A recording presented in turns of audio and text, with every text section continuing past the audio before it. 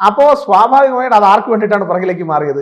ഇവർ തമ്മിലുള്ള കൂട്ടുകച്ചവടം, CPM-ഉം കോൺഗ്രസും കഴിഞ്ഞ പതിറ്റാണ്ടുകളായി കേരളത്തിൽ നടത്തിക്കൊണ്ടിരിക്കുന്ന കൂട്ടുകച്ചവടം കേരളത്തിന് മുൻപാകെ വെളിപ്പെടും എന്നുള്ള ഒരു ധാരണ വരുമ്പോൾ സ്വാഭാവികമായിട്ട് ഇത് അടിക്കുമ്പോൾ അവർക്ക് മാത്രമല്ല ഞങ്ങൾക്കും കൂടി അടികൊള്ളാൻ സാധ്യതയുണ്ട് എന്നുള്ള തിരിച്ചറിവാണ് കോൺഗ്രസിന്റെ ലീഡർഷിപ്പിനെ കൊണ്ട് CBI അന്വേഷണം എന്ന് പറയുന്ന ആ നിലപാടിൽ നിന്ന് പിന്നോക്കം മാറ്റിയത്. അപ്പോൾ സ്വാഭാവികമായിട്ടും CPM-ന് ആത്മവിശ്വാസം കൂടും, CPM-ന്റെ കള്ളന്മാരായിട്ടുള്ള മുൻ മന്ത്രിമാർക്കും ഒക്കെ ആത്മവിശ്വാസം കൂടും. കാരണം ഞങ്ങളെ സഹായിക്കാൻ പ്രതിപക്ഷം കൂടി സഹായിക്കാൻ രംഗത്തിറങ്ങുന്നു എന്നൊരു ഫീൽ അല്ലേ പൊതുവിൽ ആ ഒരു നിലപാട് മാറ്റത്തിലൂടെ കേരളത്തിന്റെ മുൻപാകെ വരുന്നത്.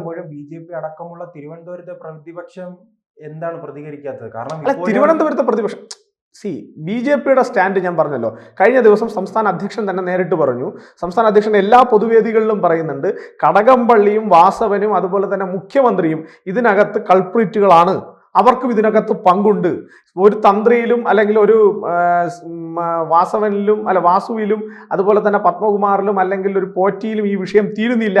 ഇതിൽ മുന്നോട്ടേക്ക് പോകേണ്ടതായി ഒരുപാട് സ്ഥലങ്ങളുണ്ട്. എവിടെയെങ്കിലും ഒരിടത്ത് ഇതിൽ മുന്നോട്ട് പോക്കില്ല എന്നോ ഇതിൽ സെറ്റിൽമെന്റ് ആക്കാൻ ശ്രമിക്കുകയോ ചെയ്താൽ അവിടെ BJPയുടെ നിലപാട് പറയുമെന്ന് കൃത്യമായി പറഞ്ഞിട്ടുണ്ട്. അത് എന്തുകൊണ്ടാണ് അങ്ങനെ പറയേണ്ടി വന്നത്?